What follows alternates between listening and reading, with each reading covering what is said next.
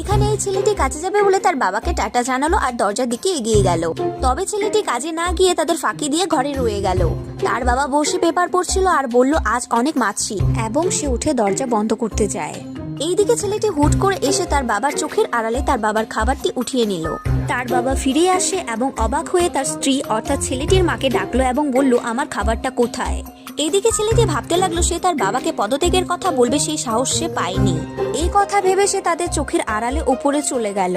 তার মা তখন ঘরের কাজ করতে করতে বান্ধবীর সঙ্গে ফোনে কথা বলছিল, আর তার মা ঘর পরিষ্কার করে বেরিয়ে এলো। ছেলেটি আবারও তাদের ফাঁকি দিয়ে নিচে নেমে এলো।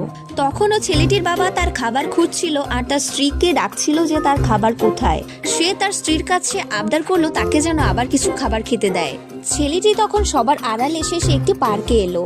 তখন সে লক্ষ্য করলো তার পাশে যে মহিলা বসে আছে সে তার মায়ের বান্ধবী, এমনকি সে পড়েও গেল।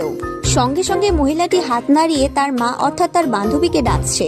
সে বান্ধবীকে বলল আজ সুপারমার্কেটে অনেক ভালো ভালো জিনিস এসেছে। তার বান্ধবী বা ছেলেটির মা তাকে বলল সত্যি, তাহলে তো আমাদের তাড়াতাড়ি যেতে হবে। ছেলেটি সেই সময় লুকিয়ে বসেছিল এবং সে বাড়ি ফিরে যাবে সেটা ভাবলো। এরপর ছেলেটির মা বাবা একসঙ্গে বসে খাবার খেলো এবং তারা বলল খাবারটা অনেক ভালো হয়েছিল। এর মধ্যে ছেলেটি চুপি চুপি রান্নাঘরে এলো এবং যত খাবার ছিল সে তুলে নিল, আর সে যাওয়ার সময় দেওয়ালে ধাক্কা খেলো। ছেলেটির মা যখন খাবার প্লেটের সামনে এলো আর কোনো খাবার দেখতে পেল না তখন সে অবাক হয়ে গেল। সে তার স্বামী অর্থাৎ ছেলেটির বাবাকে বলল তুমি কি খাবারের প্লেটগুলো নিয়েছো, তবে রাখলে কোথায়? তারপর ছেলেটি লাফিয়ে নিচে নেমে এলো। ছেলেটির বাবা তার স্ত্রীকে ডাকলো এবং জানালো সে ব্যাংকে যাবে, তার দরকার আছে। তার স্ত্রী মানে ছেলেটির মা তাকে বলে দিল পথে যেন তাদের ছেলেকে তুলে নেয়। তার বাবা জানায় ঠিক আছে, সমস্যা নেই। ছেলেটি পুরো ভয় পেয়ে এক লাফে বেরিয়ে এলো।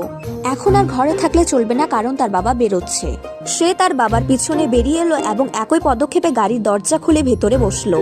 তার বাবা সাথে সাথে পিছনে দেখলো আর ভাবলো কি আওয়াজ করলো, নাকি আমার গাড়িটা নষ্ট। এই ভেবে সে চলে গেল আর তারপর তার ছেলের অফিসের সামনে থামলেন এবং সে তার ছেলের জন্য অপেক্ষা করছেন।